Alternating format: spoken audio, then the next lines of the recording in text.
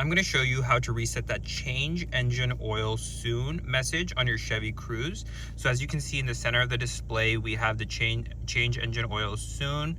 And all we have to do first to clear that message off the screen right now is hit that check mark.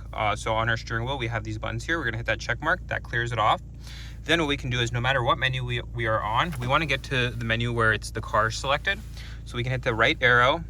We're going to get to that menu. And then we have this scroll, and we can scroll all the way through. This shows us a bunch of stuff about the car, and we can get to eventually remaining oil life. As you can see on this car, it is showing 0%, which is what's triggering that message. So to reset this back to 100, once we've changed the oil, of course, we can go ahead and hold the check mark, and then eventually it'll say, are you sure you want to reset? We can scroll up on the wheel, hit yes, check mark again, and then you can see it is triggered back to 100%. That's how you're gonna reset that message. And as you can see, we no longer have the change engine oil soon message. I hope this video helped.